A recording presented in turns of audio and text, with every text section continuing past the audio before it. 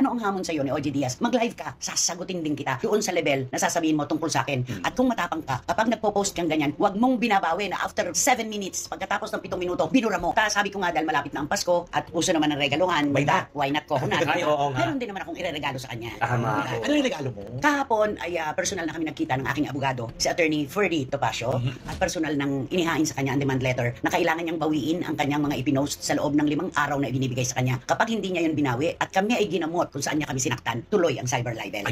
Christopher Min may buwelta.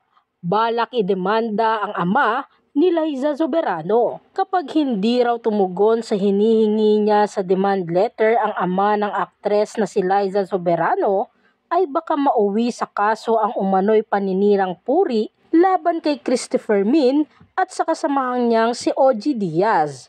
Sa buradong Facebook post kasi ni Jan Soberano, minura umano nito ang dalawa dahil sa pangingialam daw sa buhay ng iba, lalo na sa mga artista.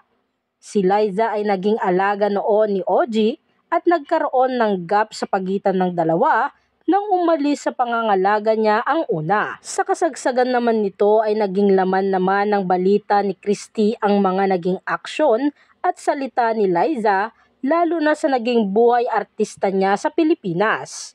Kaya sa December 12 episode ng Showbiz Now na, nagbigay na umano ng demand letter ang kanyang legal counsel na si Attorney Ferdinand Topacio sa tatay ni Liza Soberano. Nakasaad umano sa letter na may 5 araw na palugit ang tatay ni Liza para magsagawa ng public apology. Kapag hindi nangyari ito, mauuwi sa kasong cyber libel ang isasampa raw niya laban kay Jan. Anya, kapag hindi niya yon binawi at kami ay ginamot kung saan niya kami sinaktan, tuloy ang cyber libel. Kailangan daw kasing bigyan ng leksyon ang mga taong nakalilimot sa kagandahang asal.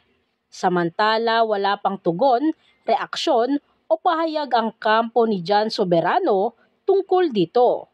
Narito naman ang ilang komento ng mga netizens. Tama lang naman yan sa inyo. Buti nga mura lang eh.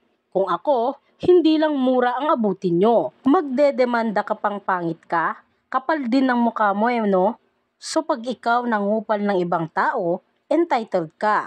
Kapag binawian ka, magdedemanda ka para magkapera ka. Wala ka na bang malamon? Lika dito, marami akong dog food. Ang taong may balat sibuyas ang pag-ugali, please stay out from issuing irrelevant and unsolicited comments. So sad, pag sila manira at makisawsaw sa buhay ng may buhay, okay lang. Grabe.